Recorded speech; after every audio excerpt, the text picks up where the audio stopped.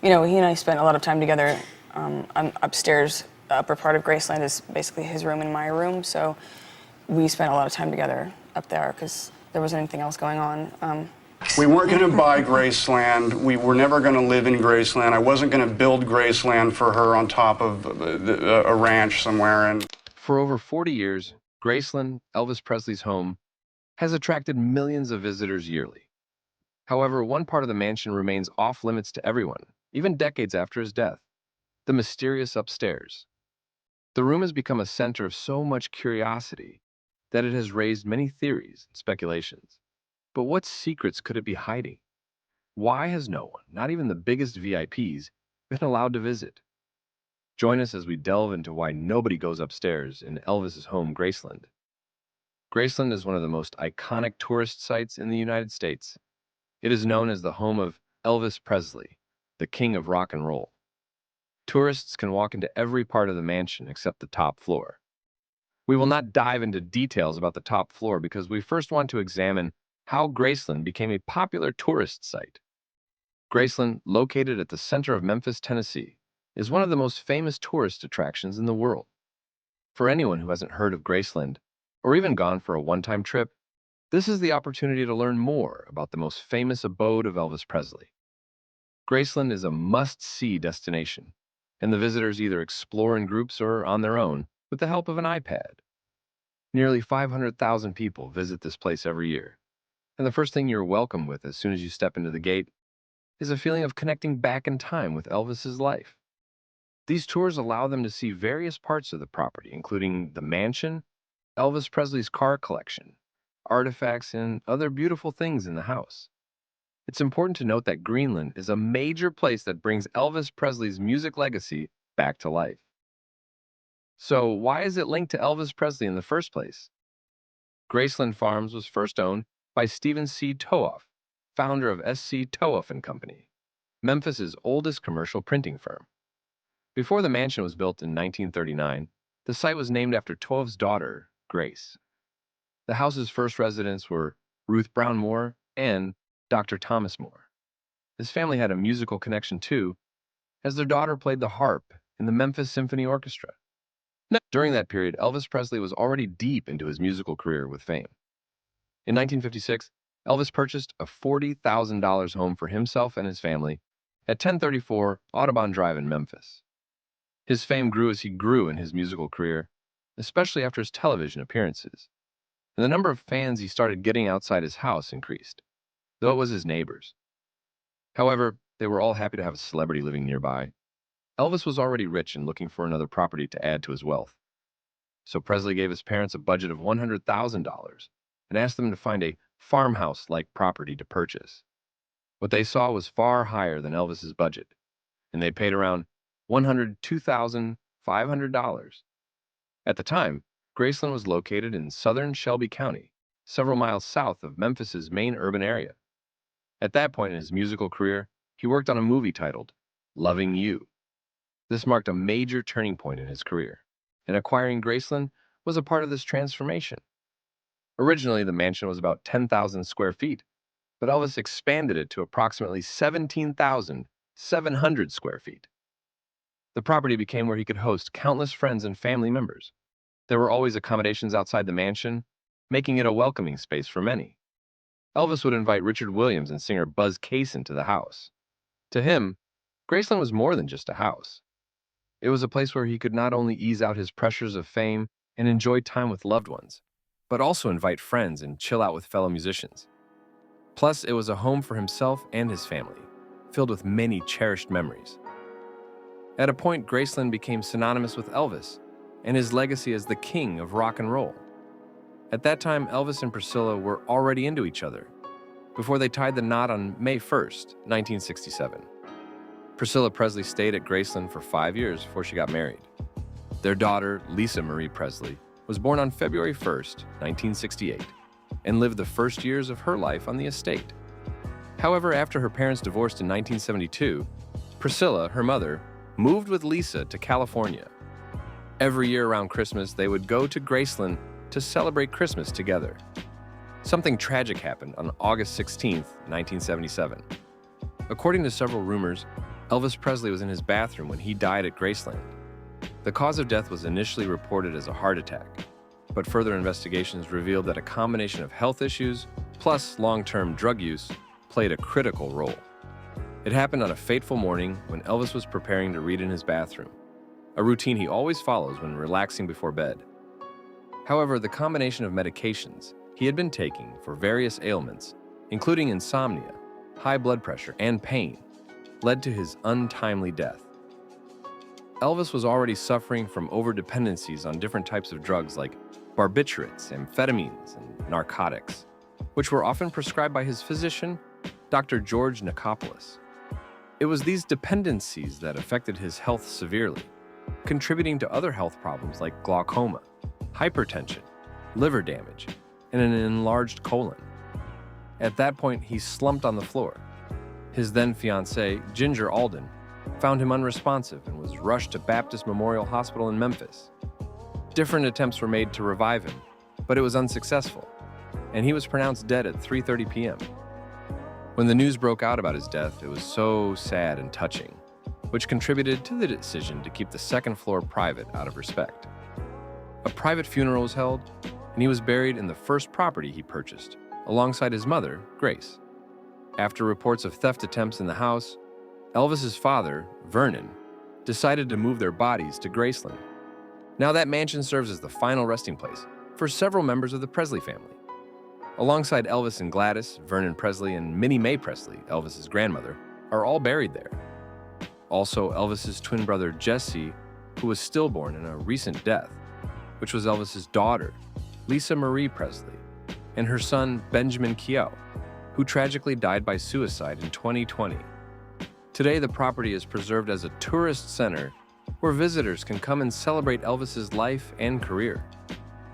When walking through Graceland, visitors get a sense of Elvis's life and times because the house is filled with Elvis's artifacts, showcasing his interests inside and outside his music career.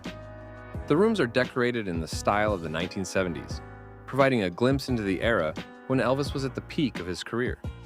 From the jungle room with its exotic decor to the TV room where Elvis would watch multiple screens simultaneously, each space telling a part of his story. After Elvis's death, Graceland became too expensive to maintain, costing around $480,000 a year. So Priscilla devised a plan to turn it into a business opportunity. She hired a chief executive officer to turn Graceland into a museum, making it a tourist destination. Graceland opened to the public in 1982, attracting around 300,000 visitors yearly. Ever since the first tour groups went through Graceland in 1982, one section of the house has been locked entirely on the second floor. Even the president or any high-ranking foreign officials aren't allowed to go in there for reasons best known to them. However, based on research, it was said that Presley's master suite was located on the restricted second floor, and that even during his lifetime, it was a restricted area. This was one of the few places where Elvis could get some privacy, and only those closest to him were permitted to enter. Elvis's death was so touching that for them to keep his legacy and memory, a room was kept off limits to the public, which is the second floor. The plan was to keep his legacy and ensure that his fans focused on that rather than the circumstances of his death. Even Elvis's daughter, Lisa Marie Presley, spoke about the importance of maintaining her father's private space before she died. So it was important for the family to keep the second floor private, with the rule that only direct family members could enter. However, other persons outside the family were exempted from the no access rule. One such exception was Chewy Thompson, an Instagram influencer, who was seen walking upstairs with a disguised worker and a few security personnel. This event sparked a lot of rumors about Thompson being a family member of the Presleys. Some even went as far as to say Thompson could be the grandson of Elvis. Since that day, Thompson has made several visits to the second floor, but not just a visit. He would go upstairs and spend hours in the room before leaving. Even the visitors on tour would say they always hear multiple voices upstairs while he is visiting, leading to more speculation that Elvis Presley is alive. Thompson was one out of many who was never given a restriction to the second floor. Nicolas Cage, a well-known actor and Elvis's die-hard fan, is also one of the few people who were never restricted from going upstairs.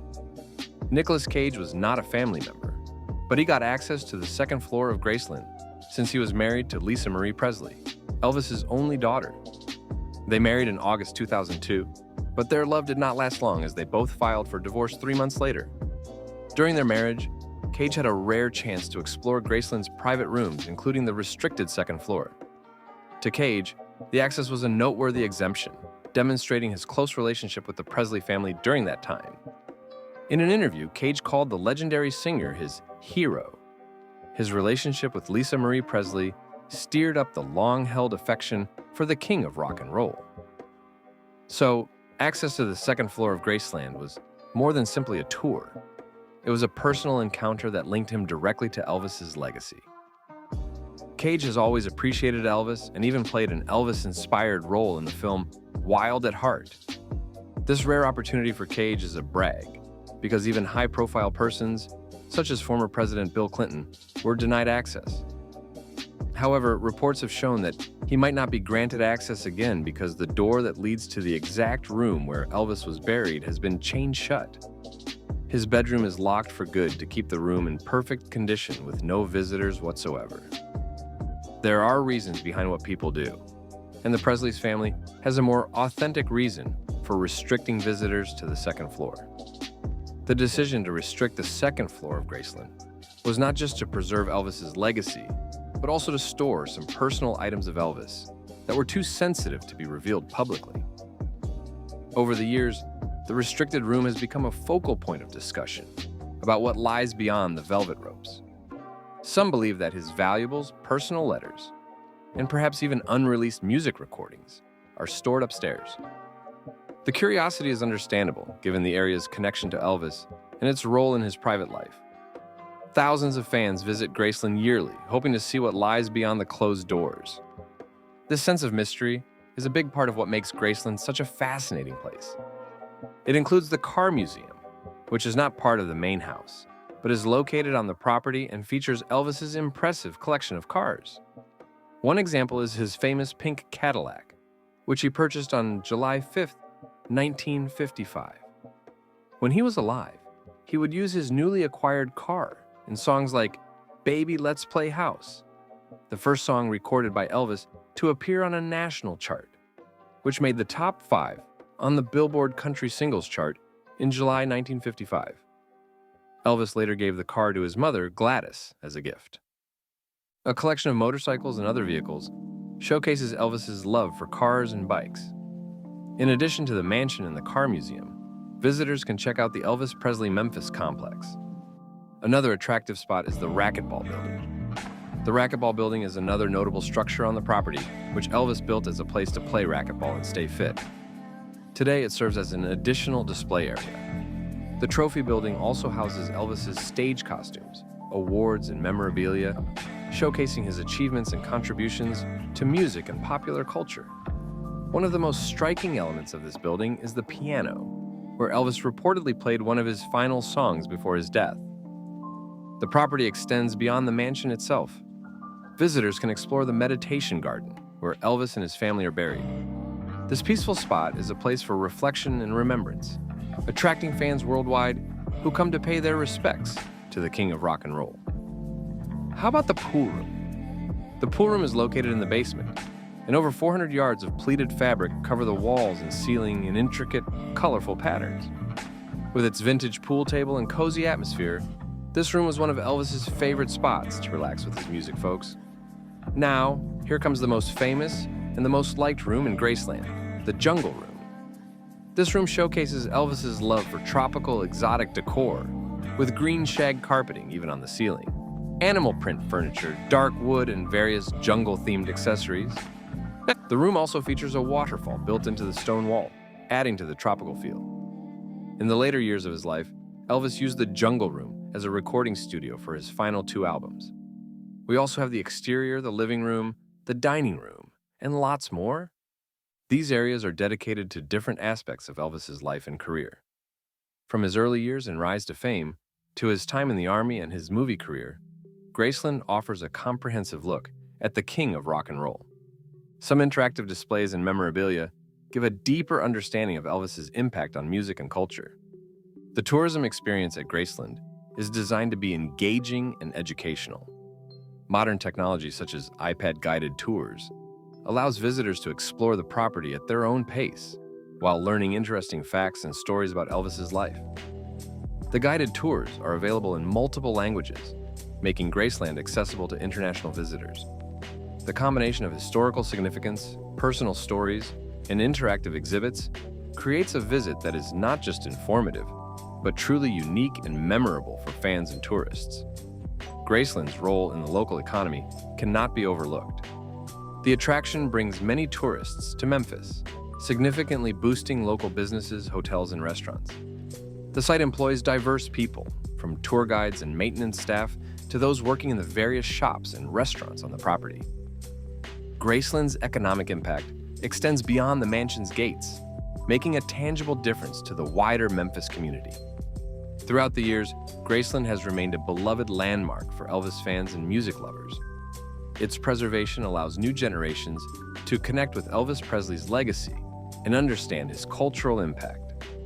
The site's ongoing popularity is a testament to the fascination with Elvis and his music. You could be a part of it. Visitors leave with a greater appreciation for the man behind the legend, making Graceland a truly special place. Graceland also hosts various events throughout the year, including celebrations for Elvis's birthday and the anniversary of his passing. These events draw fans worldwide, creating a sense of community among those who share a love for Elvis and his music. Themed tours and special exhibits are often part of these events, offering unique experiences for returning visitors and first-timers. The attraction doesn't stop at the mansions and museums. Several shops are also located where visitors can purchase a wide range of Elvis-themed merchandise, from clothing and accessories to music and relics. Whether you're a diehard fan or just looking for a unique souvenir, there's something for everyone. The restaurants on site provide a taste of Southern cuisine, offering a chance to enjoy a meal in the same setting that Elvis once called home.